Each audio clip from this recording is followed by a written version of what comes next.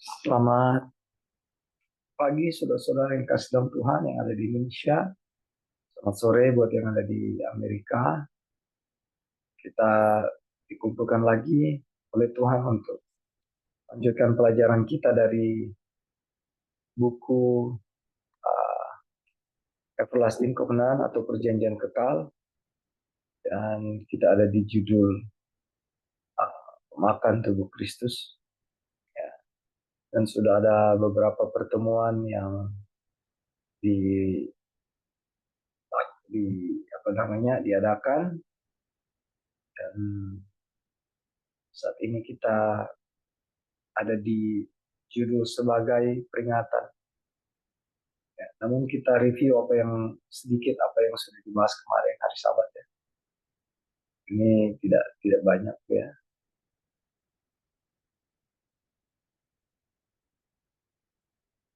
Kemarin Kadulari membahas tentang bagaimana cara makan daging Kristus. Ya, saya sedikit ulas ya. Tetapi bagaimana kita bisa makan dagingnya dan minum darahnya? Itulah pertanyaan diajukan oleh orang-orang Yahudi yang tidak percaya. Mereka bertanya-tanya bagaimana cara makan daging Kristus. Ya, kita akan lihat di sini. Tetapi telah dijawab sebelum mereka menanyakan. Kita makan dari Yesus dengan memakan firman-Nya. Karena dia adalah firman. Nah, jelas ya, memakan tubuh Kristus, makan daging Kristus, itu adalah uh, sama dengan apa? Kita melihat Kristus itu adalah Tuhan, itu adalah firman. Ya. Dan ketika kita mempelajari, saat ini kita belajar firman Tuhan, kita sedang makan tubuh Kristus. Ya. Dan walaupun ada secara literal melalui perjamuan yang kita lakukan, ya, di mana kita makan tubuh Kristus, minum darah Kristus. Ya. Jadi orang-orang yang hidup melalui iman itu bergantung kepada firman. Dan ini yang bisa kita sebut memakan tubuh Kristus. Nanti ada uraiannya di bawah ya. Nah, kita lihat di Yohanes 6 ayat 63. Ya, jadi dia berkata, perkataanku katakan kepadamu adalah roh dan hidup. Artinya ketika kita memakan tubuh Kristus, di situ ada kehidupan. Apakah ini tampak tidak jelas dan tidak nyata? Kemudian ingatlah tentang pemberian mana. Ingatlah pernyataan bahwa Allah memberi makan manusia dengan roti dari surga, supaya mereka tahu bahwa manusia hidup bukan dari roti saja, tetapi dari setiap firman yang keluar dari mulut Tuhan. Dengan memberi mereka roti, ia mengajar mereka bahwa mereka harus hidup oleh firman. Saudara lihat ya, dulu ketika kita belum belajar, ya, kita hanya baca, ya, kita tidak dituntun kepada pengertian yang lebih dalam tentang apa makan tubuh Kristus ini. Ya. Dengan memberi makan roti, ia mengajar kita, ya, bahwa kita harus hidup oleh firman. Nah, yang menjadi permasalahan adalah iman kita sendiri.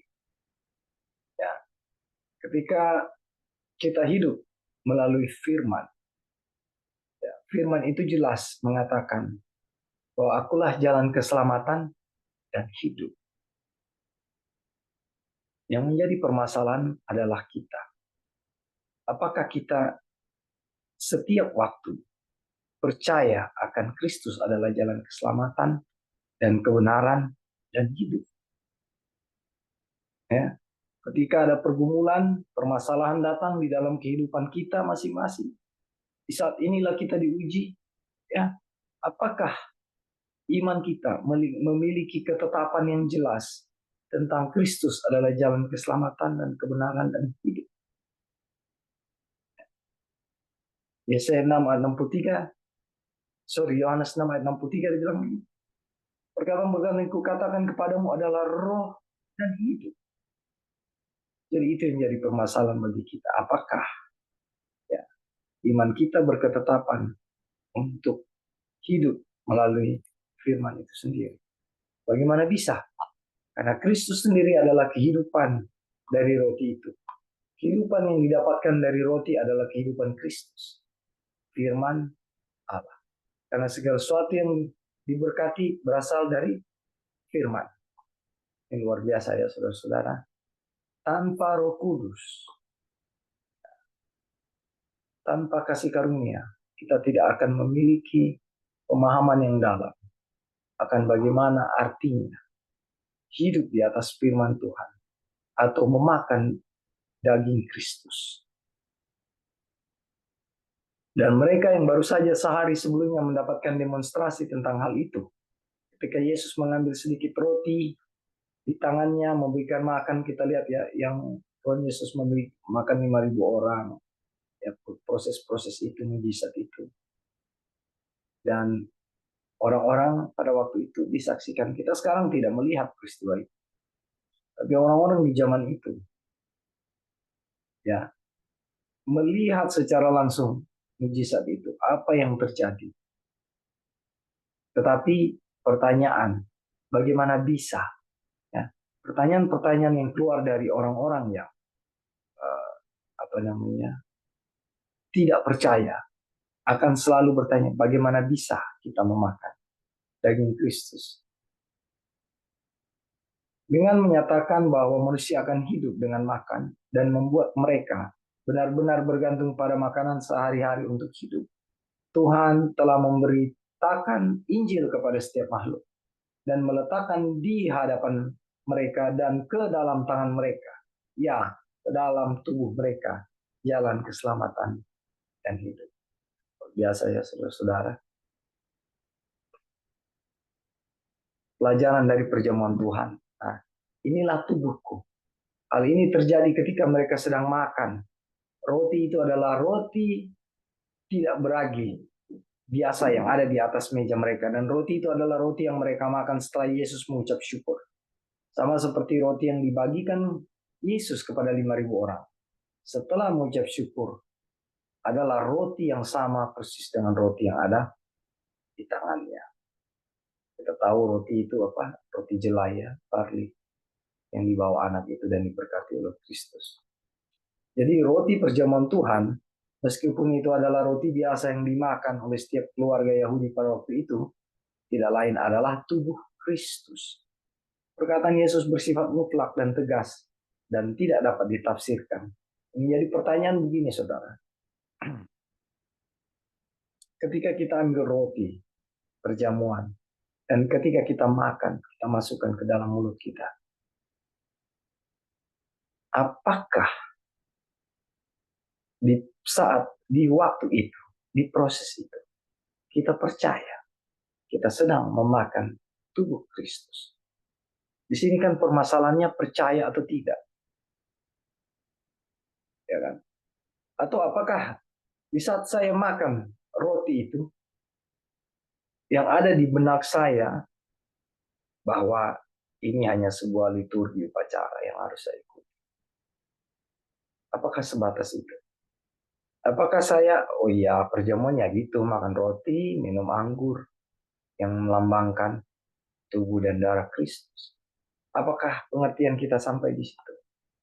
Atau apakah ketika kita mengikuti perjamuan kudus, kita terhubung dengan Tuhan, dan kita ada di dalam persekutuan yang indah dengan Tuhan, sehingga penghayatan kita, ya, dengan pertolongan Roh Kudus, menuntun kita untuk mengerti dan percaya dan mengaminkan bahwa roti yang kita makan ini adalah tubuh Kristus. Ya, ini menjadi PR buat kita semua, saudara-saudara. Ya, di mana kita terhubung dan tidak terhubung, sehingga makna dari perjamuan kudus ini benar-benar kita disanggupkan melihat, ya, atau bahkan bertumbuh di dalam iman.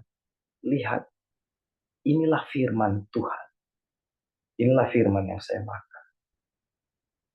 Baik, saudara-saudara. Sebelum kita masuk kepada, oke, saya mau baca dulu yang terakhir ini ya. Tidak ada yang tidak nyata dalam agama Kristus. Ya, upacara-upacara belaka dalam agama Kristus. Tidak ada upacara-upacara belaka dalam agama Kristus. Tidak ada yang dilakukan hanya untuk mewakili sesuatu yang lain. Siapapun yang melakukan apapun yang diperintahkan Yesus, seolah-olah itu hanyalah representasi dari sesuatu yang lain. Tidak peduli seberapa bagusnya sesuatu yang lain itu, telah kehilangan kehidupan dari perbuatan. Yesus tidak suka bersandiwara, dan dia tidak memberi kita pekerjaan yang mengada-ada. Dalam mengikuti perintahnya, kita harus melakukan hal-hal yang nyata. Jadi dalam perjamuan Tuhan, kita mengambil bagian dalam tubuh Kristus. Dan bukan hanya sekedar representasi dari tubuhnya. Ini yang tadi saya bilang di atas. Ya.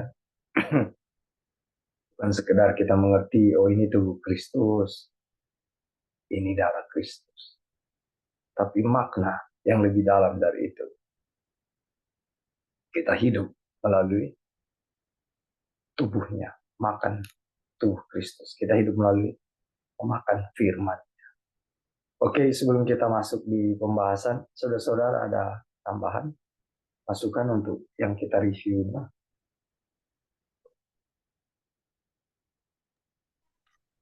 Halo bro. Ya, silakan, brother. Jadi waktu Bapak tadi kemarin hari Sabat, Ya, jadi ini kan kutipannya ini upacara-upacara ini bukan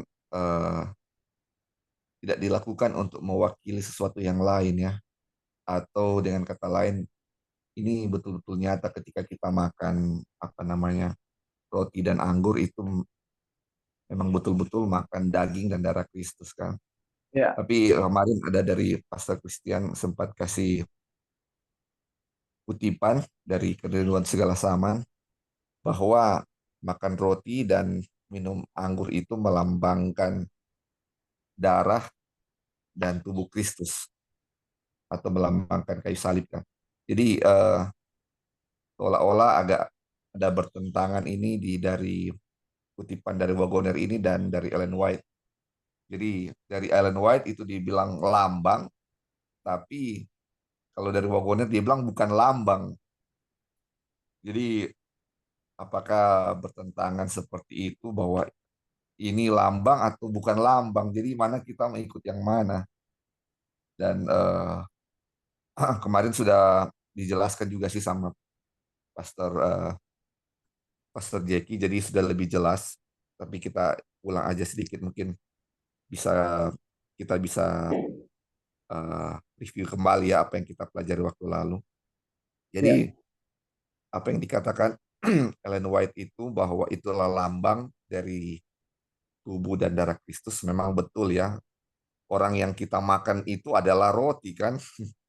Roti kalau kita minum itu anggur bukan darah. Roti ya, bukan daging yang kita makan itu kan roti. Apakah itu nyata-nyata daging atau darah? Enggak, itu kan kita makan di mulut kita itu rasanya roti dan rasanya anggur kan. Memang betul itu melambangkan darah Kristus. Tapi apa yang Wagoner bilang di sini, dia bilang ini yang kamu makan bukan roti, tapi daging, daging Kristus. Apa yang kamu minum bukan anggur, tapi darah Kristus. Apa patokannya yang bisa kita lihat bahwa ini daging, ini anggur? Jadi yang kita patokan adalah firman Tuhan. Ketika Tuhan kasih ini, dia bilang inilah darah dagingku, inilah dagingku. Jadi ini makanya ya, ketika membahas ini dia awal-awalnya kan dia kasih ketika Tuhan menciptakan apa namanya tumbuh-tumbuhan, dia bilang jadilah tumbuh-tumbuhan, maka tumbuh-tumbuhan jadi. Apapun yang Tuhan firmankan, jadinya begitu. Firman Tuhan berkuasa menjadikan apa yang dia bilang kan. Itu yang definisi iman yang dulu pernah kita pelajari. Jadi apa yang Tuhan bilang itu jadi sama seperti centurion itu atau kepala pasukan Roma yang ketika dia mau suruh Tuhan Yesus minta Tuhan Yesus sembuhkan dia punya hamba, terus Yesus bilang dia mau datang ke rumahnya, dia bilang nggak perlu datang, bilang saja satu kata maka hambanya sembuh. Terus Yesus bilang apa? Nggak ada yang Yesus temukan di Israel yang mempunyai iman sebesar orang ini. Jadi iman itu kayak apa ya namanya? Apa yang Tuhan bilang begitu seperti itu. Makanya ketika Tuhan bilang, inilah dagingku, roti itu dibilang daging, maka itu betul-betul daging secara literal, bukan lambang, tidak mewakili suatu lain. Betul-betul daging ketika kita ikut perjamuan, kita makan betul-betul itu daging, dan kita minum itu betul-betul darah Kristus. Tidak ada literalis itu, karena patokannya apa? Patokannya itu adalah firman Tuhan. Jadi dari Ellen White memang tidak salah, dari Waggoner juga tidak salah ya. Dari konteks mana kita memandang itu, jadi itu pertanyaan dari Pastor Christian kemarin. Jadi ini sesuatu yang sangat menarik ya yang untuk kita bahas dan betul-betul ya. Jadi kita sekarang menyadari kalau kita makan perjamuan, yakinlah itu apa? Itulah darah Kristus. Patokannya adalah firman Tuhan itu sendiri. Itu aja, bro. Terima kasih. Ya, terima kasih, brother. Saya pribadi percaya satu hal. Di saat kita mempelajari firman Tuhan, ada hal-hal yang tampaknya bertolak belakang atau bertentangan. Tetapi saya betul tadi yang dikatakan dari perspektif mana kita melihat, ya, dari sudut pandang mana. Nah, kita selalu kan acuannya adalah back to the Bible, ya, sekolah scriptura.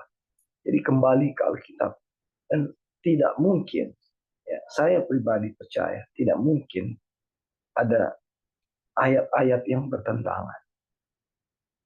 Ya, ada banyak pemahaman dulu ketika masih merangkak di dalam mempelajari kebenaran firman Tuhan. Ya, karena kita diproses ya. Yang dulunya ayat itu kita hanya memahami dari sudut pandang B, lalu dituntun, oh begini melihat sudut pandang itu C. Dulu saya contoh, akulah jalan keselamatan hidup. Itu hanya sekedar ayat hafalan. Tidak pernah mengerti makna dari arti akulah jalan keselamatan. Tapi ketika dituntun oleh Tuhan melalui Roh Kudus, menuntun lebih dalam memahami apa arti dari akulah jalan keselamatan dan hidup. Saya menemukan bahwa jangan pernah menggantikan Yesus melalui kepintaran kita, harta kita, uang kita, solusi-solusi kita, ya. Mau di dalam segala perkara, bahkan di dalam sakit pun. Banyak contoh yang barusan sedang terjadi di keluarga saya. Saya memberikan motivasi kepada adik saya yang terbaling lemah, kurus, ya. Bahkan saya pun dalam hal itu hanya menyampaikan saja. Saya tidak mengerti apakah dia bisa menerima itu atau tidak. Nah, karena kalau dalam keadaan lemah kita mau dengar firman Tuhan itu sulit, saudara. Untuk paham, saya sudah alami. Tapi saya sampaikan aja kepada dia bahwa yang memegang kehidupan itu adalah Kristus. Yang memegang nyawamu itu adalah Yesus Kristus. Karena di satu waktu dia bilang, saya nggak mau mati. Saudara, proses seorang yang mengalami gagal ginjal itu tidak mudah. Di satu kerinduan dia terbaring, di satu situasi dia terbaring lemah, tapi satu situasi dia punya semangat hidup. Saya mau hidup, saya tidak mau mati. Saya harus sekolahkan anak saya.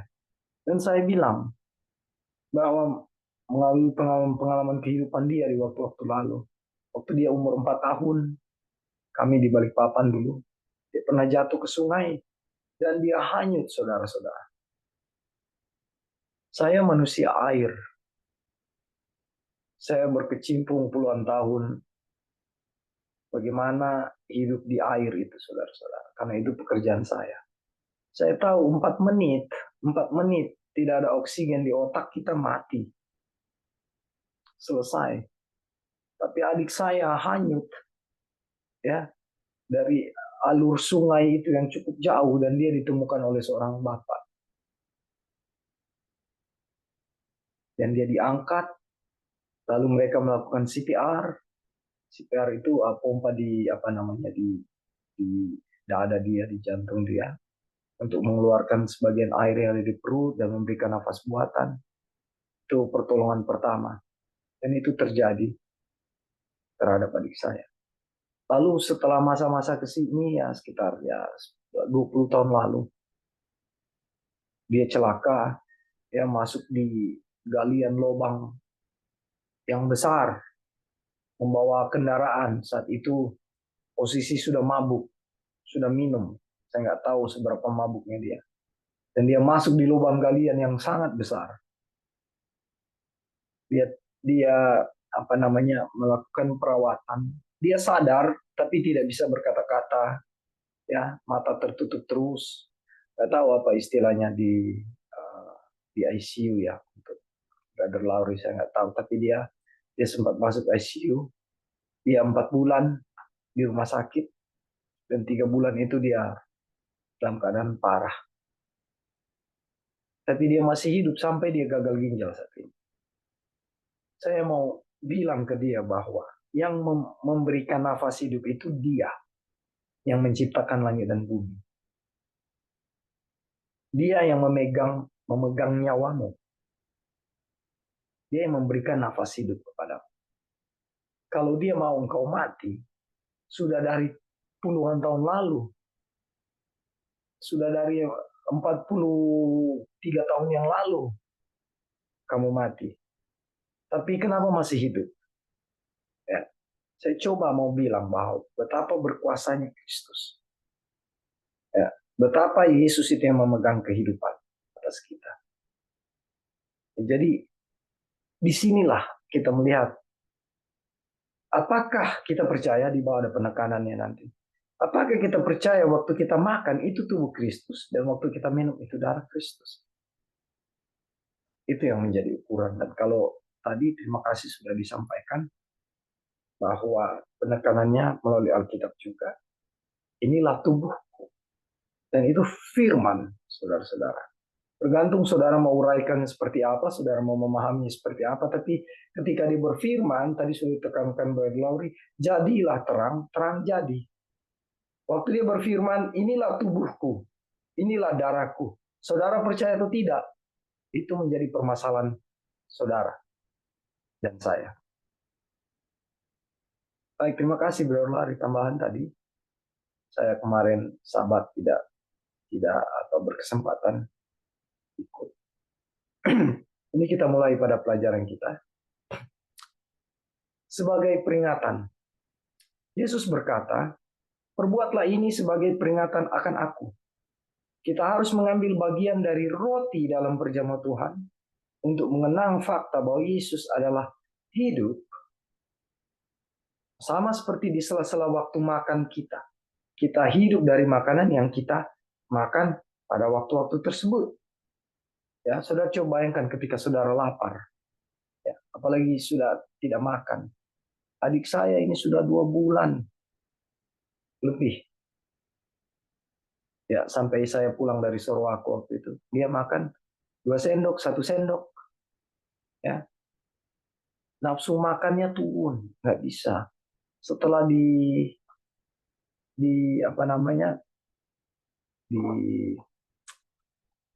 USG ya istilahnya ya. Itu ditemukan banyak sekali batu empedu. Dan inilah yang membuat selera makannya turun. Nafsu makan turun. Ya, dan dia kurus sekali. Dan ada juga dalam kehidupan saya di waktu-waktu tertentu sudah lapar sekali, belum ada makanan. Terkadang rasa-rasa seperti orang gila ya. Terasa aduh, bagaimana ini? Saya sudah lapar sekali. Kadang tubuh gemetar. Nah kita lihat, sama seperti di sela-sela waktu kita makan, kita hidup dari makanan yang kita makan pada waktu tersebut. Demikian juga di sela-sela waktu makan perjamuan Tuhan, kita hidup dari apa yang kita ambil bagian di dalamnya. Artinya kita hidup di dalam firman kehidupan Kristus. Ini ya, saudara. Kita makan roti, kita ambil bagian. Kita minum anggur, kita ambil bagian dari darah dan dari tubuh dan darah Kristus. Artinya apa? Artinya kita hidup di dalam firman. Ya, firman ini apa? Kita hidup di dalam kehidupan Kristus. Dulu saya tidak bisa mengerti dan membayangkan apa kehidupan Kristus itu, bagaimana hidup di atas firman-Nya, saya tidak mengerti. Tapi hari demi hari dituntun oleh Tuhan untuk datang kepada pemahaman itu di dalam pengertian dan pemahaman yang sempurna. Bahwa ya dan amin, Kristus itu adalah hidup. Dan kita akan hidup ketika kita hidup berjalan di atas firman itu sendiri.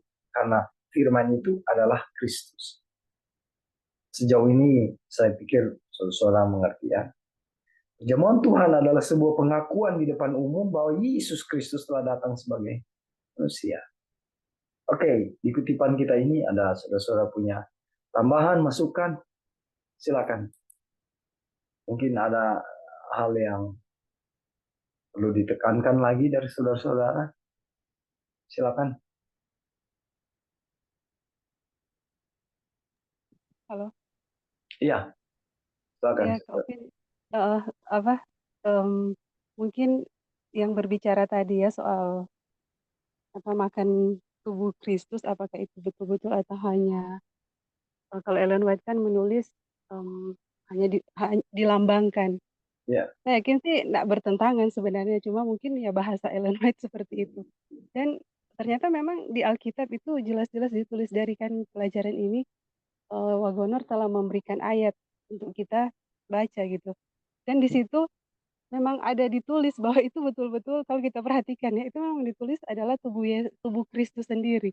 Boleh nggak Kak Opin kita bacakan ayat supaya kita ini silakan. memang Silakan. pasti bahwa em, ini apa yang kita makan, roti yang kita makan itu betul-betul adalah tubuh Kristus dan Silakan. anggur yang kita minum adalah memang darahnya Kristus. Ya. Itu ayat yang dikasih oleh Wagoner itu di dalam 1 Korintus 11 ayat 23 sampai 30 mungkin kita bacakan ya. Nah, ini betul-betul meneguhkan bahwa ini kebenaran. Amin, Jadi amin. kita mulai. Sebab apa yang telah kuteruskan kepadamu telah aku terima dari Tuhan, yaitu bahwa Tuhan Yesus pada malam waktu ia diserahkan mengambil roti, dan sesudah itu ia mengucap syukur atasnya. Ia memecah-mecahkannya dan berkata, inilah tubuhku yang diserahkan bagi kamu. Perbuatlah ini menjadi peringatan akan aku. Demikian juga, ia mengambil cawan sesudah makan lalu berkata, cawan ini adalah perjanjian baru yang dimeteraikan oleh darahku. Perbuatlah ini setiap kali kamu meminumnya menjadi peringatan akan aku. Sebab setiap kali kamu makan roti ini dan minum cawan ini, di sini juga sudah ditekankan ya. Sebab setiap kali kamu makan roti ini dan minum cawan ini, kamu memberitakan kematian Tuhan sampai ia datang. Jadi barang siapa dengan cara yang tidak layak makan roti atau minum cawan Tuhan, ia berdosa terhadap tubuh dan darah Tuhan. Karena itu, hendaklah tiap-tiap orang menguji dirinya sendiri, dan baru sesudah itu ia makan roti dan minum dari cawan itu. Nah, ini ayat 29 ya jawabannya. Karena barang siapa makan dan minum tanpa mengakui tubuh Tuhan, ia mendatangkan hukuman atas dirinya. Jadi betul sekali ya, kita harus mengakui bahwa itu yang kita makan itu memang tubuh Oh, Tuhan. Terus ayat 30, sebab itu banyak di antara kamu yang lemah dan sakit dan tidak sedikit yang meninggal. Jadi di situ ya ayatnya. Bahwa itu betul-betul yang kita makan itu, roti yang kita makan adalah tubuh Tuhan. Itu aja Kak Dol, terima kasih. puji Tuhan, terima kasih Sister Devi. Jadi di bawah nanti ada penekanan hal yang sama dan memang benar. Coba kita lihat situ. Hendaklah masing-masing kita menguji. Ya kan? Ayatnya bilang begitu tuh. Nah, kalau kita misalnya tidak ada yang salah dengan kita ambil kutipan Sister White. Karena memang juga tidak ada bertentangan. Tapi kalau kita mentok, ya, pikiran kita hanya melihat bahwa ini lambang, ya. Coba saudara, ujilah. Tadi bilang ujilah diri kita masing-masing. Kalau kita cuma pemikiran kita sampai di lambang, wah ini lambang. Saudara, apakah saudara tidak merasakan bahwa kita hanya ada di permukaan saja? Kita hanya snorkeling saja. bukan diving. Kita tidak menyelangi kedalaman. Kan intinya di sini tadi, ayat itu jelas tadi yang disampaikan Sister Devi. Di sini intinya kita melihat kedalaman. Ya. Intinya adalah iman. Apakah waktu saat perjamuan saya makan, saya percaya ini tubuh Kristus. Mari kita bawa pikiran kita, bayangan kita, angan-angan kita saat ini kepada peristiwa perjamuan kudus itu di upper room. Coba saudara bawa pikiran saudara ke sana. Apakah Tuhan kita, juru selamat kita, ya, yang pada waktu itu sebentar lagi akan istilahnya menjadi korban untuk kematian kita. Atau istilah lain lah saya pakai. Apakah dia yang menciptakan langit dan bumi ini adalah Tuhan yang berbicara sembarangan? Waktu dia memecah-mecah roti dan dia bilang, inilah tubuhku. Apakah saudara mengimani waktu dia bilang, inilah tubuhku? Bahwa pikiran kita ada di meja perjamuan itu. Ya, kita 12 murid Tuhan Yesus yang sama-sama waktu itu. Coba saudara, apakah Tante Kori salah satu murid Tuhan saat itu? Waktu Tuhan Yesus bilang waktu perjamuan itu, inilah tubuhku, apakah Tante Kori percaya? Apakah Sister Devi percaya? Apakah Pendeta Jeki percaya? Inilah tubuhku. Ya, apakah Sister Wasti percaya? Ini yang menjadi permasalahan. Apakah kita percaya firman dan ayat tadi bilang, inilah tubuhku, dan kita mengaminkan bahwa itu adalah tubuh? Apakah Tuhan waktu itu hanya basa-basi saja, inilah tubuhku, inilah darahku di meja perjamuan? Tentu tidak. Ya. Dan saya pikir kita sepakat dalam itu. Oke, sebelum ke kutipan, ada yang mau kasih Iya, Kak. tambahan? Iya, betul sekali ya. Kalau kita makan, kan perjamuan kita makan roti dan minum anggur, terus kita berpikir seolah-olah kita makan tubuh Tuhan. Itu akan ada puasa di situ.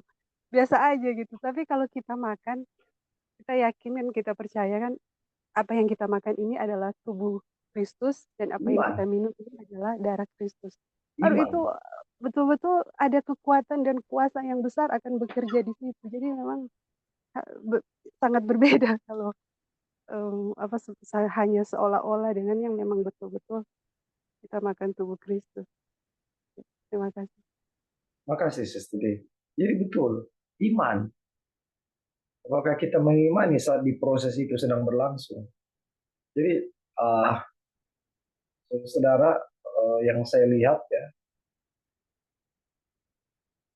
bahwa ketika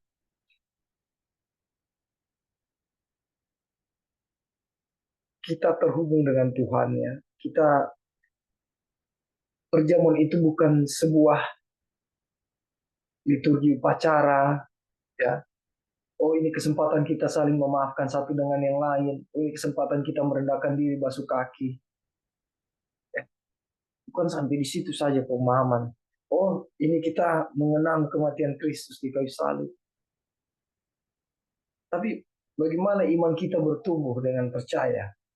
Ya, inilah tubuhku, inilah darahku. Ini luar biasa.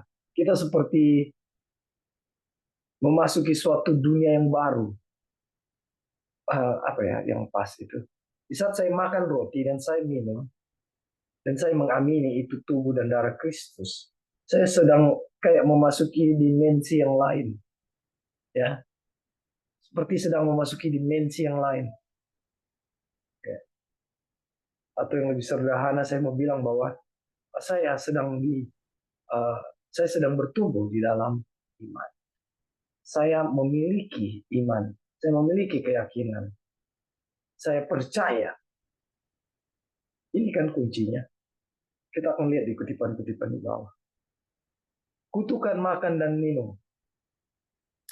Jadi barang siapa dengan cara yang tidak layak atau minum roti, makan roti atau minum cawan Tuhan, ia berdosa terhadap tubuh dan darah Tuhan. Kita akan lihat apa bahasa layak tidak layak itu. Kita akan lihat apa bahasa tidak layak itu.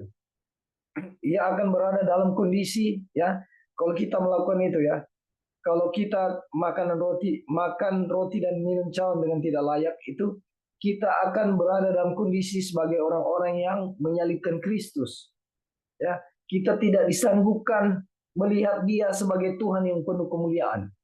Tidak bisa kita lihat, ya, dengan cara kita yang tidak layak. Ya. Apa yang akan ditanggung oleh orang yang makan dengan tidak layak? Jawabannya adalah sebagai berikut.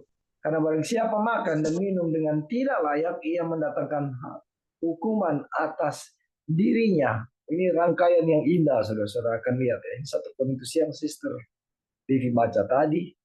Ya, terima kasih sudah diawali dengan ayat itu. Dan bagaimana seorang makan dan minum dengan tidak layak? Ini penjelasannya, ya. Dengan tanpa atau tidak mengakui tubuh Tuhan. Wih, ini jelas sekali. Makanya tadi yang saya bilang di awal dan tadi sudah disampaikan juga. Ketika kita tidak mengamini, kita tidak meyakini, ya, atau kita hanya berpikir bahwa ini sebuah liturgi saja dari suatu upacara untuk mengenang kematian Kristus di kayu salib, dan ini lambangnya, saudara, disitulah permasalahannya. Ketika kita hanya sampai di permukaan, ketika kita tidak mau menyelam, snorkeling aja. Saudara, waktu saudara snorkeling di permukaan air, lihat keindahan karang, lihat ikan-ikan. Ya. Memang tubuh Anda ada di air, tapi panas matahari terik itu, ya, sebagian tubuh Anda kena panas matahari. Ya. Di dalam satu perumpamaan, artinya kita tidak menyatu di dalam kebenaran firman Tuhan itu. Kita masih kena terik matahari, masih panas, tidak dingin, tidak suhu tubuh kita tidak sama dengan suhu air, penyesuaiannya. Nah, bagaimana kalau kita diving? Waktu kita masuk ke dalam air, tubuh secara utuh 1 jam, ya, kita bersesuaian dengan keadaan air, tekanan, ya, dan kita melihat kedalaman firman Tuhan itu. Saya percaya inilah tubuh, inilah darah. Bagaimana seorang dapat membedakan tubuh Tuhan dengan demikian menghindari makan dan minum yang tidak layak? Dengan iman. Sister Devi sudah singgung juga. Tetapi barang siapa yang bimbang, kalau ia makan, ia telah dihukum, karena ia tidak melakukan berdasarkan iman, dan segala sesuatu yang tidak berdasarkan iman adalah dosa. Ayat favorit, ya. Roma 14 ayat 3. Dan bagaimana seorang yang dapat makan dengan iman? Cukup mudah, ia hanya perlu mempercayai perkataan Kristus. Inilah tubuhku. Ini, ya, dari Lauri penekanannya. Imanlah yang memberikan penegasan. Jika kita percaya kepada perkataan kitab suci, ya, kita tidak akan mengalami kesulitan untuk melihat tubuh Kristus yang adalah kuasa Allah dalam karunia-karunia yang Dia berikan kepada kita untuk memelihara kehidupan kita. Saudara, penekanannya kembali ke iman. Jadi bukan sekedar bacaan. Bukan sekedar, oh ya, pemahaman kita, oh ini lambang. Baik, ada tambahan saudara-saudara di kutipan ini. Kutukan makan dan minum. Pak Alvin. Ya, silakan. Ya, jadi waktu kita baca ini kutipan, mengingatkan kita juga untuk perjamuan ini kan kita makan, ya, daging Kristus, darah Kristus. Berarti Kristus dengan kita jadi satu, kan?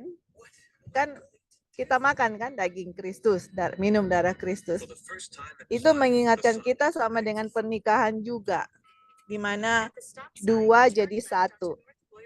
Nah, waktu 2 jadi 1, itu artinya apa gitu kan. Jadi kita harus lihat dia punya arti itu apa.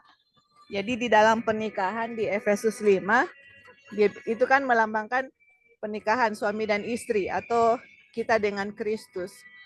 Jadi yang terjadi kepada kita waktu kita mengambil tubuh Kristus, kita menjadi satu dengan Kristus adalah sebagai gereja atau pribadi kita itu submit sama firman Tuhan. Jadi apa firman Tuhan? Kita mengambil tubuh Kristus, minum darahnya Kristus, Kristus tinggal dalam kita. Apa yang firman Tuhan itu katakan, kita submit, tunduk gitu. Terus dia satu ayat, ada di ayat, kalau kita nasa ya, Amos 3:3, dia bilang, can two walk together unless they agree? Bisa nggak dua orang jalan sama-sama kalau mereka nggak setuju satu sama yang lain? Jadi di saat kita mengambil tubuh Kristus, minum darah Kristus, kita menjadi satu, kita agree.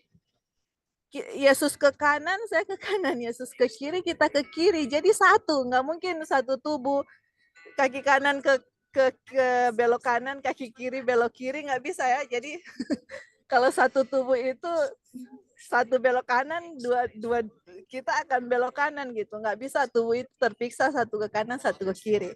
Seperti itu. Jadi kita lihatnya di situ adalah di saat kita mengambil perjamuan, makan daging Kristus, minum darah Kristus, kita bersatu dengan Kristus.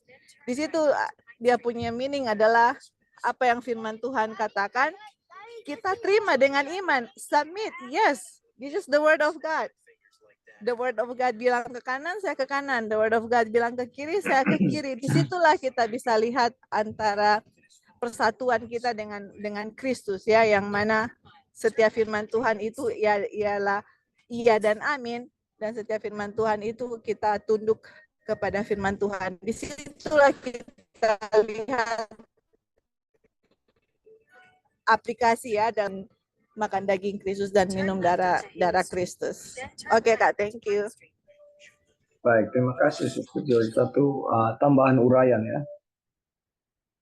Jadi memang benar kalau kaki kiri ke kanan, kaki kanan ke kiri itu nggak bisa jalan ya. Tapi kalau bersatu, ya satu komando, satu iman. Baik, terima kasih tambahannya Sister Joy. Ada yang lain saudara-saudara? Kasih tambahan, masukan atau lebih dalam lagi? Ada pemahaman-pemahaman yang lebih dalam lagi bisa disampaikan?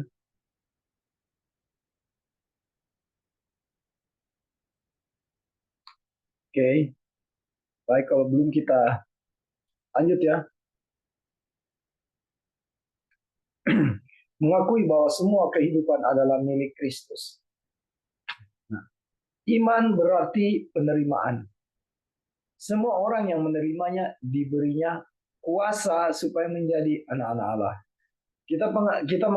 Saya pikir kita semua sepakat ya, arti kuasa di sini adalah apa ya? Itu di mana kita diberi kuasa supaya menjadi anak-anak Allah, adalah kita diberi kuasa di dalam penurutan kepada setiap hukum-hukum Tuhan. Itulah kuasa yang diberikan kepada kita. Sehingga hasilnya kita disebut anak-anak Allah. Yaitu mereka yang percaya dalam namanya. Saudara, kata percaya ya ini atau iman ini selalu ada di mana-mana. Iman menerima Kristus ke dalam kehidupan batin. Artinya jauh ke dalam lubuk hati kita, di dalam jiwa kita. Ya. Menerima kehidupan Kristus. Jadi bukan sekedar bahasa basi. Aku mencintai Tuhan, aku percaya Tuhan. Ya, enggak perlu seperti itu ya, saudara. Tapi yang merasakan itu PR masing-masing. Yang merasakan saudara, bagaimana saudara terhubung dengan Tuhan, bagaimana intensitas saudara dengan Tuhan, bagaimana Tuhan itu selalu diakui di dalam setiap peristiwa dalam kehidupan kita. Ya, mau apa saja kita akui itu Tuhan. Ya. Kemarin di gereja ada seorang sahabat saya, seorang pendeta, kebetulan dia khotbah di jemaat kami, dan di sela-sela potluck kami bicara-bicara tentang pelayanan waktu kami masih sama-sama di Bali dulu. Ya. Dan ada satu kata yang keluar dari mulut dia. Dia tepuk pundak saya dan dia bilang ke jemaat, itu orang ini orang baik. Orang ini orang baik. Saya tidak tahu, saudara-saudara, secara spontan saya ingat ayat ketika orang Farisi, ahli-ahli Taurat bilang kepada Tuhan Yesus, guru yang baik. Lalu Tuhan Yesus membantah itu. Ya, hanya Bapa yang baik. Ayat itu otomatis, saudara, keluar di pikiran saya dan saya otomatis bilang, oh, tidak ada yang baik selain Bapa. Saya bilang ke brother, sahabat saya ini, seorang pendeta ini. Saya bilang, brother, itu di depan jemaat. Tidak ada yang baik selain Bapa. Ayat itu terkenang di otak saya secara otomatis. Saudara, saya malu saya dibilang baik. Karena memang saya bukan orang baik. Rasul Paulus yang bilang, saya bukan orang baik. Firman Tuhan yang bilang. Dan itulah kenyataannya. Dan secara literal memang saya bukan orang baik. Jadi ketika saya dibilang saya orang baik di hadapan banyak orang, saya malu. Kenapa saya malu? Karena ada firman bilang, hanya Bapa yang baik.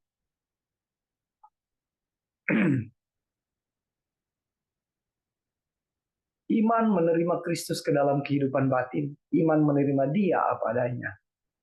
Dan apa yang dia inginkan bagi kita. Menerima dia apa adanya artinya, ya percaya. Apa yang dia bilang, inilah tubuhku dan inilah darahku. Kita percaya apa adanya. Begitulah yang dia bilang, itulah yang kita percaya. Jadi tidak perlu ada modifikasi, tidak perlu ada pertimbangan-pertimbangan untuk mau percaya itu. Di atas tadi, dia bilang jelas. Ya. Yang ragu-ragu, apa? Yang ragu-ragu, kutuk. Ya. Yang ragu-ragu sudah ada bawah penghukuman, saudara-saudara. Jadi jika kita makan tubuh Kristus dengan layak, kita mengakui, maksudnya dengan layak ini adalah mengakui dia. Ya, mengimani dia bahwa dia adalah hidup. Kristus itu adalah hidup kita. Inilah yang disebut kita makan dengan layak. Makan dan minum dengan layak. Kita mengakui dia, Kristus itu adalah hidup. Dan menyerahkan diri kita kepadanya. Jadi tidak disampai mengakui ya. Lalu kita juga menyerahkan diri kita kepadanya agar dia dapat mengarahkan hidup kita dengan caranya sendiri. Itu yang disebut berserah. Untuk menguatkan saudara-saudara saya, anak-anak saya, keponakan-keponakan saya, orang tua saya. Yang di dalam kesesakan, di dalam penderitaan, sedang merawat orang yang sakit. Ya, bahkan orang yang sakit itu pun adik saya. Ya, saya percaya itu tuntunan Roh Kudus keluar dari mulut saya untuk menyampaikan seperti ini. Berserah itu artinya lepas. Ya. Kita berdoa menyerahkan pergumulan kita kepada Tuhan, menyerahkan sakit penyakit kita kepada Tuhan. Tetapi ya, kita masih artinya tidak mengimani doa kita, tidak mempercayai bahwa dia akan menolong. Kristus akan menolong setiap pergumulan kehidupan kita. Ya, dengan coba cari ini, cara itu. Saudara, waktu saya sakit 4 bulan, tetangga saya datang dan dia melihat saya sekarat, hampir mati. Dia ajak saya, mari kita pergi berdoa di Tomohon. Ada seorang pendoa di sana. Saudara, saya diajak untuk bertemu seseorang untuk didoakan. Dan iman saya tidak seperti itu. Iman saya bilang, saya bisa berdoa langsung kepada Tuhan, minta pertolongan kesembuhan. Ya, kalau ada yang mendoakan bagus. Tapi saya tidak perlu cari seorang pendoa untuk saya dapat kesembuhan. Oleh karena ketika saya mengalami kesembuhan, Yang ada di benak saya orang itu mendoakan saya dan saya dapat kesembuhan. Tuhan Yesusnya di mana? Saya berterima kasih Tuhan memberikan sikap yang hati-hati kepada saya dalam hal itu. Saudara, kita bisa berdoa sendiri. Tapi apakah kita mengamini doa-doa kita? Apakah kata berserah itu adalah oh ya, kita sudah berserah kepada Tuhan sepenuhnya. Tapi masih ada solusi-solusi yang kita coba buat. Cara-cara kita. Sudut pandang kita, orang bilang A, orang bilang B. Ya, dalam konteks cari jalan untuk supaya dapat kesembuhan.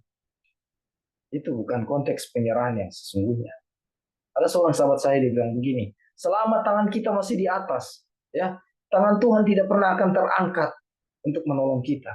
Tapi ketika tangan kita turun, saat itulah tangan Tuhan angkat ketika kita meminta untuk menolong kita. Jadi pengertian, hati-hati dengan pengertian berserah itu, saudara-saudara. Kita berserah, doa-doa kita berserah, ungkapan-ungkapan kita berserah, tapi ada jalan-jalan yang di luar penyerahan itu yang kita cari. Pergi kepada pendoa, pergi minum air urapan lah. Adik saya dikunjungi oleh beberapa pendeta yang membawa air urapan. Disuruh minum, ya, disuruh percik di kepalanya. Dan orang tua saya dibilang, ada air urapan di situ, hati-hati jangan sampai tertukar, diminum atau dibuang. Saya bilang sama orang tua saya, keselamatan kita bukan dari air itu. Kesembuhan bukan dari air itu. Kalau Tuhan mau sembuhkan, Tuhan akan sembuhkan. Tapi bagaimana kita mengimani bahwa kesembuhan hanya dari Tuhan. Bukan dari segala upaya yang kita lakukan.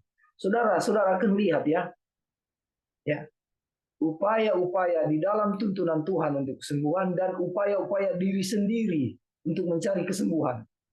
Saudara akan mampu membedakan itu. Saudara akan lihat itu. Saudara akan lihat bahwa kata penyerahan itu adalah sungguh-sungguh di dalam konteks penyerahan. Saudara akan lihat. Saya berani bicara begini oleh karena saya sudah alami. Ya, mana hal yang saya sebut, ini cari jalan sendiri atau ini berserah. Jadi ingat, kita makan tubuh Kristus dengan layak, kita mengakui bahwa Dia adalah hidup. Ya, Dia adalah hidup kita dan menyerahkan diri kita kepadanya agar Dia hidup dalam mengarahkan hidup kita dengan cara-caranya sendiri. Dengan perjamuan Tuhan, kita menandakan hal ini. Ya, bahwa yang tadi di atas ya. Percaya dan menyerahkan diri. Di dalam roti perjamuan Tuhan, kita tidak menerima tubuh Tuhan lebih dari yang kita lakukan pada saat makan biasa. Itu saja dengan catatan bahwa makan itu adalah makanan yang Tuhan sendiri berikan kepada kita untuk dimakan. Tapi kita dengan sungguh-sungguh mengingatkan diri kita sendiri akan fakta tersebut dan menyatakan pengakuan kita kepada orang lain. Singkatnya, perjamuan Tuhan adalah pengakuan iman kita di depan umum dan dengan hikmat akan fakta bahwa kita tidak memiliki hidup kecuali di dalam Kristus dan bahwa kita menerima hidupnya di dalam makanan yang Dia berikan kepada kita untuk dimakan. Oke, saudara-saudara, sejauh ini ada tambahan dan masukan, pendalaman. Silakan. Mengakui bahwa semua kehidupan adalah milik Kristus. Mengakui Dia di dalam segala perkara. Silakan saudara-saudara.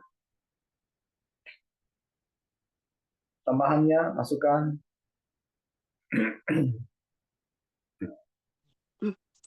Halo. Iya, sister, silakan. Ya, tadi Kak Joy sempat menyinggung untuk apa tadi ya? Tapi ya betul sekali ya, itu maksudnya tidak mungkin kan satu berjalan ke kiri atau ke kanan. Tubuh. Kalau di dalam jemaat kan tadi Kak Joy juga sempat singgung pernikahan ya, atau di dalam jemaat atau di dalam pernikahan. Kalau roh kebenaran yang memimpin pasti itu akan satu. Amin. Jadi iya, mau bagaimanapun kalau roh kebenaran yang pimpin pasti semua akan satu. Dan roh kebenaran itu kan firman Tuhan ini kan menuntun kita kepada roh kebenaran. Kalau kita yang satu dipimpin ke roh yang lain atau yang satu kebenaran, ya kita sudah bisa lihat jelas ya mana kebenaran. Kak, cuma itu aja Kak yang tambahannya Kak Joy tadi, dan kita mau ingin bagikan sedikit yang di sini tentang ini ya, iman berarti penerimaan. Kemudian Wagoner kasih ayat dalam Yohanes 1 ayat 12. Semua orang yang menerimanya diberinya kuasa. Jadi semua orang yang menerima Kristus ya, diberinya kuasa supaya menjadi anak-anak Allah. Jadi kuasa ini adalah kuasa Kristus itu sendiri. Betul. Yang kita sudah pelajari adalah kuasa Tuhan itu adalah Kristus itu sendiri, yaitu mereka yang percaya dalam namanya. Jadi kalau kita lihat ini ya, menerima Kristus. Menerima itu kan Kak Dolphin itu enggak susah ya. Kita hanya menerima. Sama dengan Tuhan kasih ini Yesus. Kita kan hanya terima Yesus. Dan pasti ada ucapan syukur, berterima kasih atas Yesus yang kita tahu Yesus itu segala-galanya, dan Tuhan kasih itu ada ucapan syukur yang menandakan bahwa iya saya menerima itu. Jadi hanya seperti itu. Kalau kita maksudnya kita terima saja, terima Kristus, itu dia akan memberikan kuasa supaya kita menjadi anak-anak Allah. Jadi aduh apa ya, di sini jadi kekuatan buat saya juga pribadi bahwa ya ampun, kita hanya menerima saja gitu. Kemudian ditulis, iman menerima Kristus ke dalam kehidupan batin. Iman menerima dia apa adanya dan apa yang dia inginkan bagi kita. Jadi jika kita makan tubuh Kristus dengan layak, jadi dengan iman ya, kita makan tubuh Kristus, kita mengakui bahwa kita makan itu adalah tubuh Kristus sendiri. Kita mengakui, oh ini di bawah ya, kita mengakui bahwa dia adalah hidup, ya kita mengakui bahwa dia adalah hidup kita dan menyerahkan diri kita kepadanya agar dia dapat mengarahkan hidup kita dengan caranya sendiri. Bukan cara kita ya, caranya sendiri. Ya. Jadi ini luar biasa ya. Ini kita hanya menerima Kristus dan kita serahkan diri kita kepadanya supaya dia yang mengarahkan hidup kita dengan caranya, bukan dengan caranya kita. Jadi itu semoga ini jadi kekuatan ya buat kita mendengarkan firman Tuhan itu begitu indah sekali. Terima kasih Kak. Amin, amin. Terima kasih Devi. Tadi penekanan saya tentang cari jalan sendiri, ya penekanan saya tentang bagaimana konteks berserah yang sesungguhnya. Ini atas dasar ini juga, ya.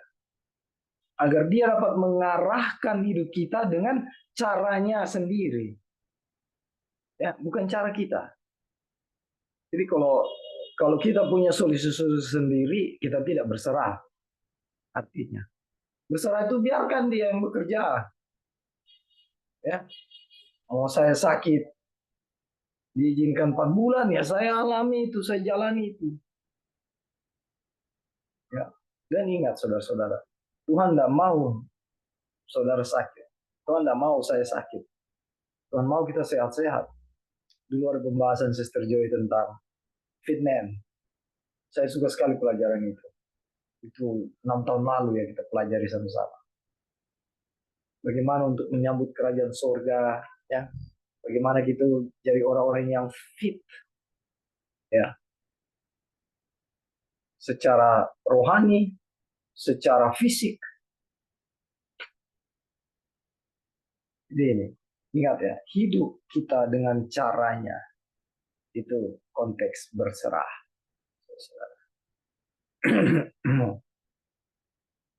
Oke, gimana, masih ada yang lain?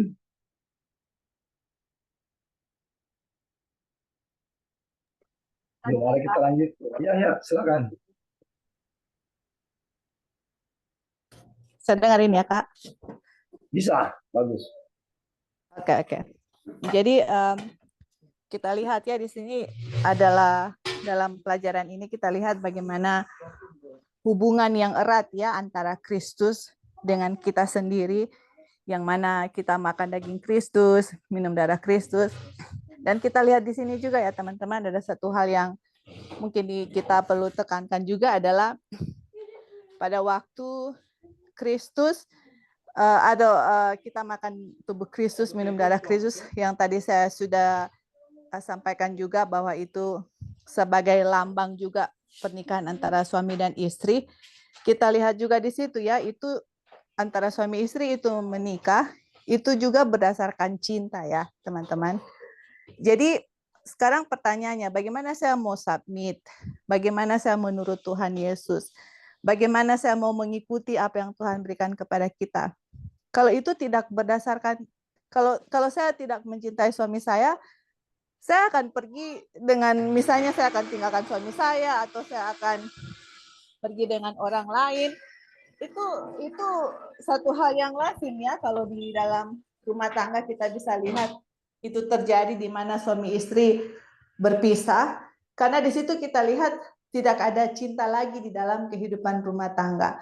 Ya begitu juga kita dengan Kristus teman-teman, di saat kita mencintai hal-hal yang lain selain Kristus, di mana kita tidak put God kita tidak taruh Tuhan yang pertama dan yang utama, kita tidak melihat bagaimana kasih Kristus dalam kita tidak spend time dengan firman Tuhan, itu kita bisa, itu cinta untuk Tuhan itu akan hilang, dan cinta akan dunia itu akan mulai tumbuh dalam diri kita, dan yang terjadi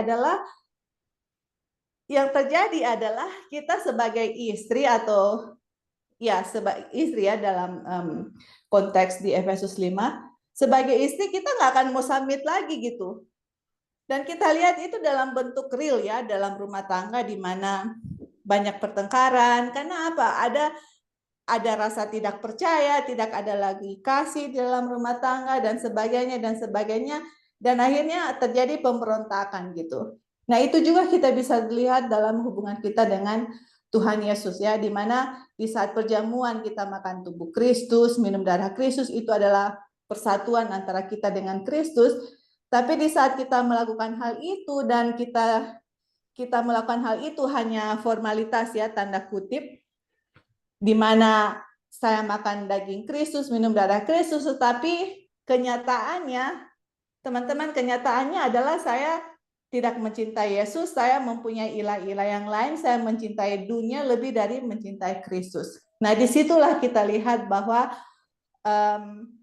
apa yang Rasul Paulus katakan itu akan menjadi kutukan untuk kita ya, karena di saat kita makan tubuh Kristus dan minum darah itu Kristus, itu menandakan kita dengan Kristus satu, tidak bisa dipisahkan, karena makan daging Kristus, minum darah Kristus, apa artinya? Saya dengan Kristus jadi satu gitu.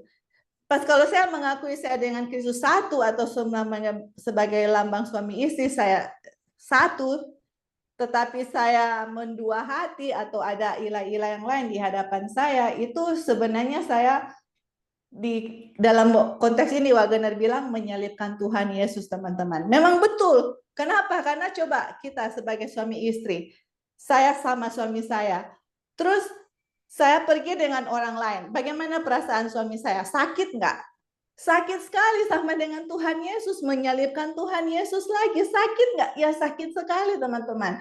Nah itu yang terjadi di saat saya memakan daging Kristus, minum darah Kristus, menyatakan kepada publik, kan itu kan menyatakan secara publik ya. Waktu perjamuan itu saya nyatakan sebagai publik bahwa saya dengan Kristus jadi satu, tetapi di luar sana saya tidak menjadikan Kristus adalah sebagai satu-satunya dalam kehidupan saya tidak submit sama Tuhan Yesus, saya tidak tunduk sama Tuhan Yesus, saya tidak mencintai Tuhan Yesus, itu sama dengan menghancurkan hati Kristus sendiri, teman-teman. Nah, itu yang terjadi ya, yang kita lihat bahwa di saat kita perjamuan, ya saya bicara untuk saya pribadi ya, teman-teman. Berapa kali saya menyakiti hati Yesus, berapa kali saya menyalibkan Tuhan Yesus. Mungkin kita menyalibkan Tuhan Yesus dalam kehidupan kita sehari-hari tanpa kita sadar. Makanya dalam pelajaran ini menyatakan bahwa terimalah tubuh Kristus dengan iman, jadikan dia satu, dan di mana di saat kita menerima itu akan ada kuasa di mana kita akan menjadi Kristus sebagai satu-satunya dalam hidup kita. Kita akan submit apa yang dia katakan, firman Tuhan itu akan menjadi bagian dalam diri kita, darah Kristus, semuanya Kristus itu akan menjadi satu di dalam kita, dan orang akan lihat adalah Kristus, bukan saya sendiri, karena Kristus sudah jadi satu dalam diri saya. Dan yang tadi Kak Opin bilang, waktu orang bilang kamu baik, kita akan bilang, bukan saya yang baik, Kristus yang ada di dalam saya yang baik, bukan saya. Seperti itu. Jadi itulah kita bisa lihat ya dalam kehidupan kita sehari-hari bagaimana sangat intim Tuhan mau menyatakan hubungan kita dengan dia itu sangat intim, satu sampai tidak bisa dilepaskan. Nggak ada yang bisa ambil atau nggak ada yang bisa memisahkan gitu. Sampai Tuhan Yesus sendiri bilang, maut yang memisahkan antara hubungan suami istri. Begitu intimnya sehingga tidak ada orang satupun yang bisa memisahkan antara suami dengan istri. Ya oke Kak, thank you, itu aja. Kalau direnungkan ya, indah sekali ya keintiman dengan Tuhan itu. Coba saudara bayangkan kalau saudara intim dengan Tuhan, ya renungkan saudara-saudara. Ketika ada ujian, kita bisa melewati dengan sukacita. Ketika ada ada hal apapun, itu kita yang ada hanya percaya dia Tuhanku. Dia yang memegang nyawa. Dia yang menciptakan saya. Dia yang menyelamatkan saya. Di dalam situasi apapun. Itu indah sekali.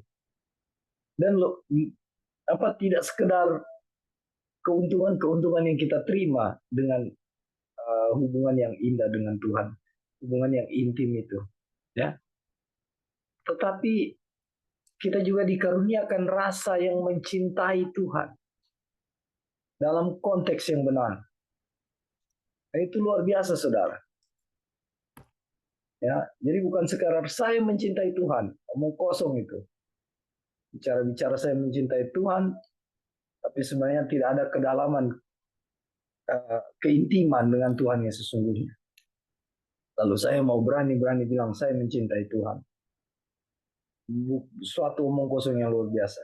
Tapi saudara bayangkan ketika di dalam susah, dalam penderitaan, di dalam hal apapun, ketika kita intim dengan Tuhan, langkah kaki kita dituntun, ya perkataan kita, perbuatan, pikiran kita, ya semua di dalam tuntunan Tuhan. Itulah yang disebut keindahan dari satu hubungan. Terima kasih Sister Joy sudah ditekankan bagaimana keintiman dengan Tuhan. Dan ini yang Tuhan harapkan sebagai seorang mempelai pria untuk menjemput jemaatnya. Oke, ada yang lain sebelum kita pindah ke kutipan?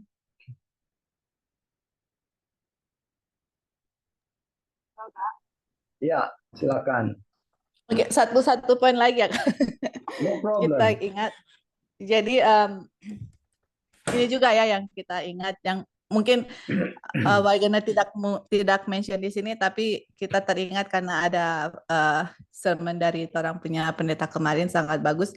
Jadi satu yang kita ingat bahwa kalau kita makan daging Kristus, minum darah Kristus, dan kita menjadi satu dengan Kristus, dan kita yakin ya dengan nyata bahwa Kristus itu satu dengan kita, ada dalam diri kita.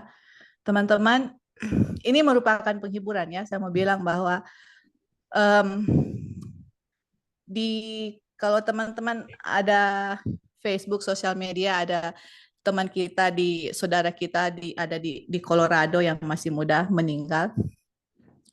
Jadi yang kita lihat bahwa ketika suami istri ya masih muda, keluarga muda, kemudian ditinggalkan. Kalau kalian teman-teman kenal Victor Sakul, istrinya meninggal, kena heart attack, masih muda, keluarga yang muda. Jadi yang kita mau nyatakan di sini bahwa di saat kita berduka, di saat kita merasakan bahwa di mana itu ada keadilan, apakah Tuhan itu masih ada dengan kita? Di mana itu Tuhan? Teman-teman, Tuhan itu ada dengan kita, dan kalau kita menderita, teman-teman, kita kehilangan seseorang yang kita cintai, teman-teman, Tuhan Yesus juga merasakan hal yang sama gitu, karena Tuhan tinggal di dalam kita. Kita menderita kesakitan, kita menderita segala penderitaan yang kita alami. Kalau kita tahu ya, dengan bahwa kita makan daging Kristus, minum darah Kristus, Kristus sama satu dengan kita, Kristus juga merasakan apa yang kita rasakan. Ellen White bilang, setiap tetesan air mata, satu air mata yang jatuh, Tuhan notice, Tuhan tahu itu, teman-teman. Dan dia ikut merasakan gitu, dia ikut menanggung akan penderitaan kita, dan dia bilang, datang kepada kita, kita akan berikan kelegaan, dan kelegaan yang Tuhan berikan kepada kita bahwa ini hanya sementara gitu, dan apapun yang kamu lakukan, apapun yang kamu rasakan, penderitaan apa yang kamu rasakan, saya juga rasakan selama saya di dunia, dan saya tahu persis apa yang kamu rasakan gitu. Dan Tuhan akan memberikan penghiburan kepada kita dengan firman-Nya. Dan sometimes kita suka ada orang-orang yang berpikir, di mana Tuhan seperti itu ya? Kok sepertinya Tuhan meninggalkan kita, teman-teman? Kita itu manusia hanya bisa melihat 1 jam, 1 menit, 1 detik depan kita. Tuhan Yesus bisa melihat the end from the beginning. Tuhan tahu in the future, dan Tuhan tahu apa yang dia bikin. Dan di Alkitab bilang rencana yang Tuhan bikin itu adalah rencana damai sejahtera. Tuhan mencintai kita dengan everlasting love. Itu firman Tuhan katakan. Jadi apapun yang terjadi, walaupun sakit, Tuhan tahu, teman-teman. He knows what he's doing. Dia tahu apa yang dia bikin gitu loh. Mungkin kita rasanya seperti tidak adil atau apa, tapi kalau misalnya ya, kita bisa lihat the end from the beginning. Misalnya kita tahu tuh saya punya jalan hidup dari pertama sampai akhir. Malah saya akan mau bersujud-sujud sama Tuhan Yesus. Terima kasih Tuhan atas apa yang kamu bikin. Tapi sometimes kenyataannya kita merasa seperti tidak adil, kita merasa begini dan begitu, karena saya nggak tahu, saya nggak bisa lihat. Tuhan yang bisa lihat, dan dia tahu apa yang dia bikin sama kita, dan dia rasakan. Nah, itu juga salah satu salah satu saya mau kasih dalam contoh kehidupan sehari-hari ya. Contoh kehidupan hari-hari, bagaimana saya makan daging Kristus, minum darah Kristus, Kristus tinggal dalam saya harus tahu bahwa penderitaan saya Kristus juga alami. Bukan hanya kita sendiri, Kristus tahu persis apa yang saya rasakan gitu. Dan dia mau kasih bebannya kepada dia gitu. Jangan pikul sendiri, kasih ke dia. Dia akan memberikan kelegaan kepada kita. Dia akan memberikan penghiburan, dan trust him gitu loh. Trust him, percaya apa yang dia lakukan itu adalah untuk kebaikan, bukan hanya untuk kita, bukan hanya untuk mungkin orang yang tinggal meninggalkan kita, malah kebaikan untuk seluruh dunia, bisa saja juga ya, menyangkut seluruh dunia, teman-teman. Tuhan tahu what he's doing gitu. Dan kalau kita percaya akan hal itu, kita akan memperoleh penghiburan dari surga, walaupun kita merasakan kesakitan, tapi kita percaya bahwa Tuhan tahu apa yang dia lakukan, dan Tuhan akan memberikan kita penghiburan, kelegaan, dia akan memberikan jalan keluar, dan bersandar kepada dia ya, trust him. Dalam segala jalan kita percaya sama dia, dia akan direct kita punya path, as long as kita bersandar sama dia, submit kepada dia, percaya kepada dia, trust what he's doing. Setiap hari walaupun kita mengalami penderitaan atau hal-hal kesulitan dalam hidup kita, kita punya jalan itu akan lega. Bukan dengan beban berat, tapi dengan kelegaan yang Tuhan sudah janjikan kepada kita. Oke Kak, mungkin itu yang kita bisa tambahkan. Thank you. Kadang waktu kita dapat penghiburan atau dapat nasihat, ya, serahkan kepada Tuhan. Misalnya contoh nasihat itu, serahkan kepada Tuhan, bergantung kepada Tuhan, berdoa. Beda rasanya ketika orang menyampaikan nasihat itu dengan orang yang sedang mengalaminya. Ya. Tapi yang saya mau tekankan di sini, saudara-saudara, coba saudara fokus dan imani nasihat itu. Saudara fokus dan imani bahwa Kristus juru selamat saya. Dialah jalan keselamatan dan hidup. Ya. Dan pada kenyataannya selalu begitu. Kita yang memberikan nasihat kepada orang yang merasakan penderitaan itu berbeda. Maksud saya pressure-nya ya, tekanannya berbeda. Tapi bagi orang-orang yang menerima nasihat, coba ya, ini teguran buat saya secara pribadi ya. Coba kita imani nasihat dari sahabat kita atau dari firman Tuhan itu. Percaya kita imani, percaya. Berdoa kita imani. Dan kita akan melihat keindahan dari nasihat-nasihat seperti itu. Terima kasih Sister Joy untuk tambahannya. Dan bagaimana kita bisa melihat bahwa ketika firman Tuhan disampaikan, ya dan amin. Itu sanggup saudara lihat bahwa memang benar. Kemarin sermon di gereja kita dibilang begini, bahwa orang-orang yang diberkati adalah orang-orang yang jujur, yang berterus terang akan keadaannya. Tuhan, seperti inilah aku. Aku nggak punya uang, aku nggak punya uang. Aku nggak punya apa-apa, aku nggak punya apa-apa. Aku miskin. Ya, aku lemah. Ya, orang-orang yang mengakui, yang jujur mengakui keberadaannya di hadapan Tuhan. Orang-orang yang diberkati adalah orang-orang yang diizinkan Tuhan untuk diuji. Orang-orang yang diberkati adalah orang-orang yang mengalami ujian-ujian. Ya. Dan ini statement gacok saya. Ketika dalam satu hari, atau dalam 1 minggu, atau 2 minggu, saya tenang-tenang saja, saya harus pertanyakan itu. Saya pertanyakan iman saya.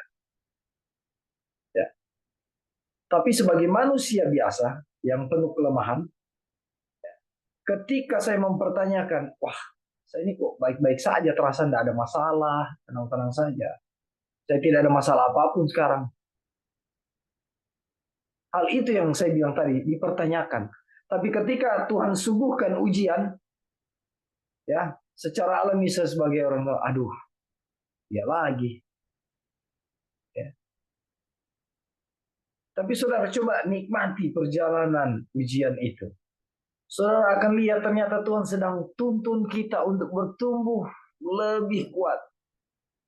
Ya, bertumbuh lebih tinggi, lebih besar di dalam iman dan kepercayaan kita. Artinya lebih kita mengakui Dia dalam segala perkara. Lebih kita bergantung berserah dalam konteks penyerahan yang benar. Ya, lebih kita terhubung dengan Dia sebagai suami istri. Ya, lebih kita menjadi satu sebagaimana kita makan dan minum daging dan darahnya. Fokus ini kita perlukan, ya. Kenapa? Ketika segala sesuatu yang kita dengar hanya sebagai istilah yang sering kita pakai, masuk kiri keluar kanan, saudara, kita tidak akan pernah menemukan titik di mana kita bisa melihat ternyata Tuhan sedang proses kita. Ya, tadi Sister Joy singgung, aduh, kok begini? Aduh, masalah. Ya. Tapi selalu nasihat, bagaimana kita melihat Tuhan kita yang lebih besar daripada permasalahan kita. Pengetahuan akan kebenaran ini menguduskan dan memuliakan makan dan minum. Barang siapa hidup dalam pengenalan yang terus-menerus akan kebenaran ini, ia makan dan minum untuk kemuliaan Allah. Coba saudara lihat. Ya, ia makan dan minum karena iman.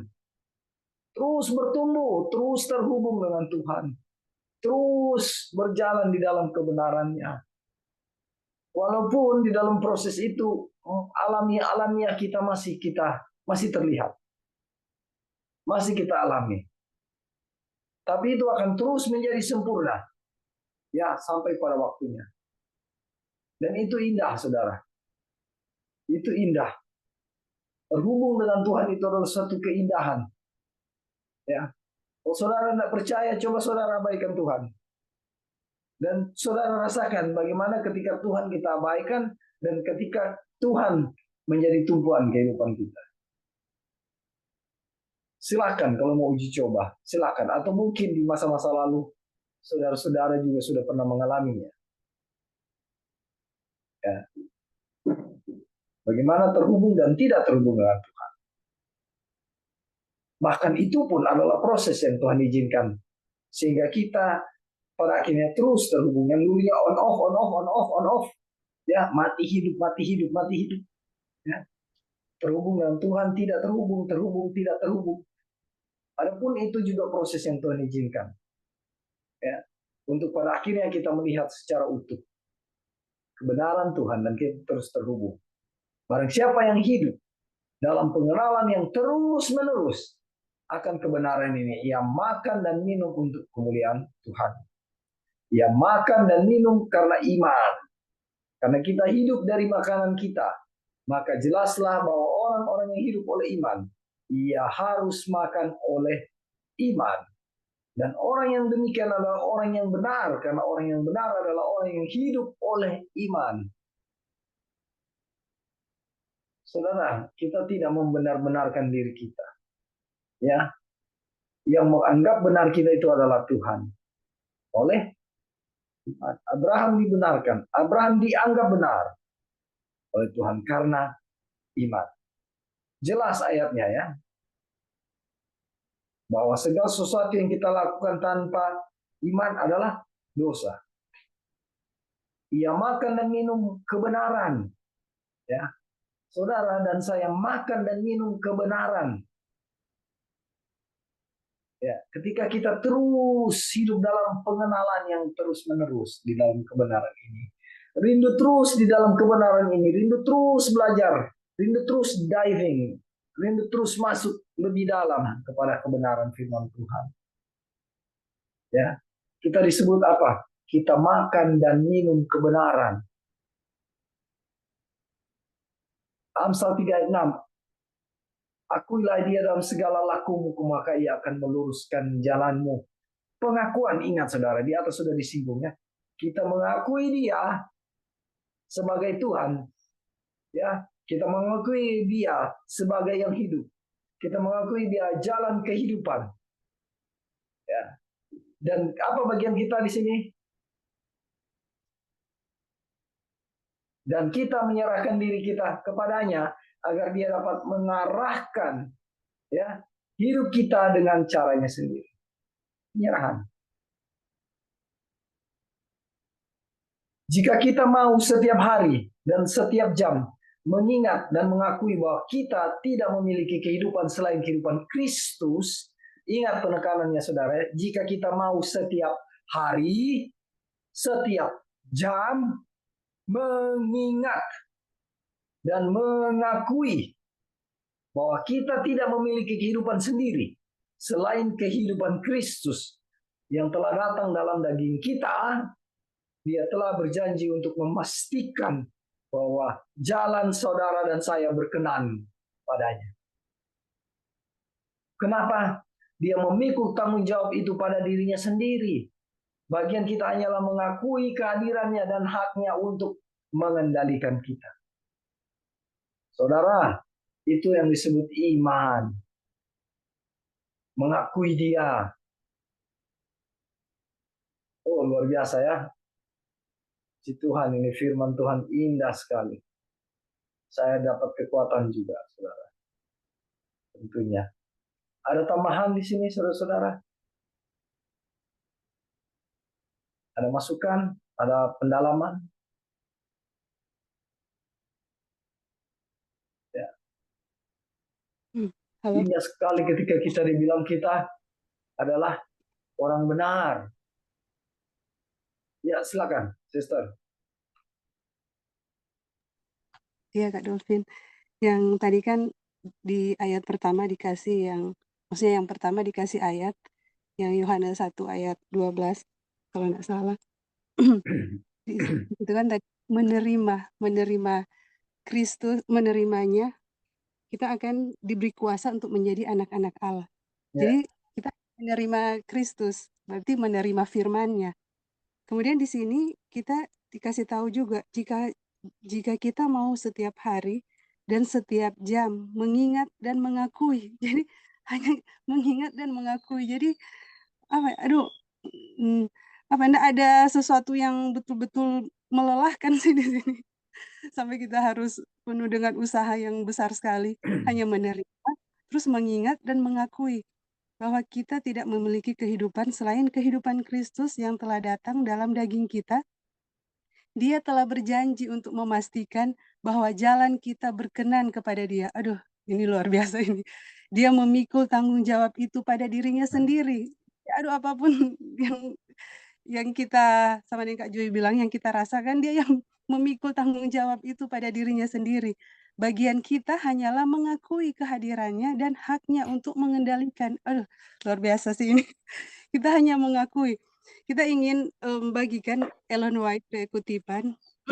Saya rasa sih sama di sini Ellen White di dalam apa kerinduan segala zaman halaman 321. Boleh Kak Dolphin kita bacakan? Silakan. Jadi di paragraf ini ditulis seperti ini. Di dalam hal ini yang tadi kan di 1 Yohanes 1 ayat 12 kita akan diberikan kuasa untuk menjadi anak-anak Allah. Ya. Anak-anak Allah kan ya pasti kehidupan seperti Kristus. Kemudian di sini ya yang Ellen White tulis, di dalam hal ini Bapakku dipermuliakan, kata Yesus. Kalau kamu berbuah lebat, Allah ingin menunjukkan dengan perantaraan kamu kesucian, kebajikan, belas kasihan dari tabiatnya sendiri. Meskipun demikian, Juru Selamat tidak menyuruh murid-murid bekerja untuk berbuah. Jadi sama ya sebenarnya. Murid-murid tidak disuruh katanya bekerja untuk berbuah. Ia mengatakan kepada mereka supaya tinggal dalam Dia. Jikalau kamu tetap di dalam aku, katanya, dan perkataanku tetap di dalam kamu, mintalah apa saja yang kamu kehendaki dan kamu akan menerimanya. Aduh ini ya, firman Tuhan itu ya. Kalau kita baca terus Jo, dan Ellen White menyinggung ya tentang makan daging Kristus. Adalah dengan firman itu Kristus tinggal di dalam para pengikutnya. Inilah persatuan penting yang serupa yang dilambangkan. Kalau Ellen White kan tulis dilambangkan oleh makan dagingnya dan minum darahnya. Jadi sama ya sebenarnya itu mengakui. Kalau Wagoner kan di sini dibilang mengakui, kita hanya mengakui, mengingat, dan nanti Tuhan yang akan Tuhan yang mengendalikan kehidupan kita. Kita hanya mengakui kehadirannya. Jadi di ayat sini dibilang kalau kita satu ya di dalam Kristus, makan daging Kristus dan minum darahnya, dan kita jadi satu lewat firman-Nya ya, firman Tuhan ya yang kita makan itu mintalah jikalau kamu tetap di dalam aku, katanya, dan perkataanku tetap di dalam kamu. Jadi firman-Nya ya, mintalah apa saja yang kamu kehendaki dan kamu akan menerimanya. Aduh ini saya pikir sih ini berhubungan sekali dengan yang Wagoner yang Wagoner tulis di sini. Jadi ini betul-betul sesuatu yang sangat yang tadi ya dibilang ini sesuatu yang kita rasa sih ini sangat menguatkan ya dalam kehidupan kita. Kalau kita dalam keadaan apapun yang Tuhan izinkan, kita hanya serahkan untuk Tuhan yang kendalikan. Hak kita itu hanya mengakui kehadiran Tuhan, bahwa yang kita makan itu memang tubuh Kristus. Baik itu ikut perjamuan atau makanan yang kita makan hari-hari, memang kita makan tubuh Kristus, dan sama seperti Kak Joy bilang, kita menyatu dengan Kristus. Kalau firman Tuhan menyatu dengan kita, minta saja apa yang kita inginkan, dibilang kita akan menerimanya. Jadi kalau ada pun keadaan kita yang memang betul-betul sangat menyusahkan atau seakan-akan, aduh Tuhan kenapa seperti ini, penderitaan ini atau apapun pencobaan yang diberikan, kita ingat ini, aduh pasti kalau kita renungkan terus ini, baca terus, dan betul-betul kita renungkan lah ya, itu pasti akan sangat menguatkan kita, karena kita hanya mengakui Dia, dan Dia yang akan mengendalikan kita. Kita serahkan semuanya kepada Tuhan supaya Dia yang mengendalikan kita. Baik, terima kasih. Coba saudara perhatikan, Tuhan kita itu baik sekali. Ya, kita hanya diberikan hal-hal yang tadi dibilang tidak membutuhkan tenaga, bukan hal-hal yang harus membuat effort yang besar ya, kayak apa ya, pikul karung beras ya. Kita hanya apa? Mengingat dan mengakui. Ya, kita hanya perlu mengakui bahwa Kristus itu adalah segala-galanya.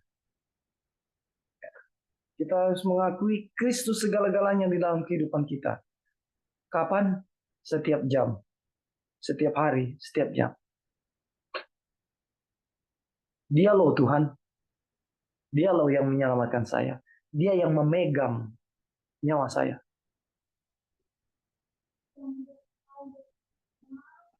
Dan apa? Dia memikul tanggung jawab itu pada dirinya sendiri. Terima kasih untuk penekanannya, Sister Devi. Jadi inilah yang menjadi hal bagi kita ketika dituntun oleh Roh Kudus, kita akan disanggupkan melihat keindahan firman Tuhan itu. Kita akan disanggupkan melihat betapa baiknya Tuhan.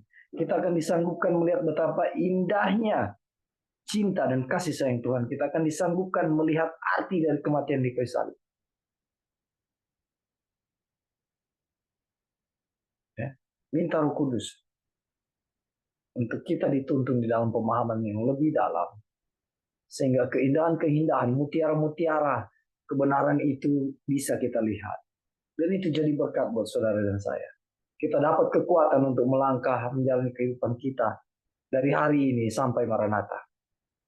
Ya, biarlah kiranya kita sama-sama ya terus terhubung dengan Tuhan, terus bersekutu dengan Tuhan, sebagaimana suami istri. Ya, Yohanes 15, akulah pokok anggur yang benar. Ya, di luar aku, kamu tidak dapat berbuat apa-apa. Ingat ya. Balik di Yohanes 15 dibilang ranting-ranting yang tidak berbuah kupotong, kubersihkan, ya kupotong ya. Tapi ranting-ranting yang berbuah dibersihkan. Jadi ada proses-proses pengalaman-pengalaman hidup, ujian-ujian yang Tuhan izinkan, itulah yang disebut ranting-ranting yang sedang dibersihkan. Sehingga buah-buah yang keluar itu lebih segar, lebih nyata, lebih kelihatan. Saudara, kalau buah di satu tangkai ada buah yang keluar lalu sudah tertutup oleh daun-daun kering, orang tidak bisa lihat, ada buah yang indah, buah yang segar. Ya. Dan ketika itu dibersihkan, ya, semakin nutrisi-nutrisi kebenaran itu, ya, kita miliki vitamin-vitamin kebenaran itu menjadi bagian kita sehingga kita mengeluarkan buah-buah yang segar, yang boleh dicicipi oleh sesama kita, ya. Di mana ketika mereka mencicipi kebenaran itu, mereka mencicipi buah yang indah, yang manis dan segar itu, apa yang mereka lihat ya? Kristus. Ya, puji Tuhan untuk semua kebaikan Tuhan. Saudara, ini kesaksian saya untuk menutup Bible study ini. Oleh karena tidak stabil di dalam tidur, sudah kurang lebih 1 bulan lebih ini. Ya, kadang 1 jam, kadang setengah jam saja tidur, kadang 2 jam. Ya. Lalu tadi malam ketika sedang review, menyusun Bible study ini, saya di dalam penderitaan tenggorokan yang sangat sakit tadi malam. Saya merasakan sakit yang ya tidak nyaman di tenggorokan sampai saat ini. Lalu saya bilang begini, Tuhan, saya istilahnya, sebentar. Saya bilang, Tuhan, saya tidak sanggup ini. Saya nggak kuat, Tuhan, tolong saya. Ya, karena hari ini saya harus Bible study. Sementara kondisi suara saya dan fisik saya begitu lemah. Ya, oleh karena saya jaga. Sengaja saya kasih kesaksian ini di akhir ini. Saya mau bilang bahwa ketika kita minta, Tuhan akan berikan. Dalam keadaan fisik yang lemah, dalam tenggorokan yang sakit, ya, saya minta Tuhan tolong, saya nggak sanggup, saya nggak bisa lagi. Hampir tadi malam, secara kedagingan saya mau batalkan untuk Bible study hari ini. Tapi coba saudara lihat, keindahan yang Tuhan berikan kepada saya dan saudara. Melihat kebenaran firman Tuhan ini lebih jelas, lebih dalam lagi. Ya, itu semua karena kuasa Tuhan untuk menuntun saudara saya menjadi anak-anaknya. Kuasa Tuhan yang menolong saya untuk bisa kita sama-sama belajar dan selesaikan Bible study di sesi ini. Terpujilah nama Tuhan. Terima kasih untuk atensi saudara-saudara yang sudah hadir, yang sudah bergabung. Terima kasih untuk tambahan-tambahannya. Dan semua itu hanya untuk kemuliaan nama Tuhan. Saya berdoa dalam nama Tuhan kita Yesus Kristus.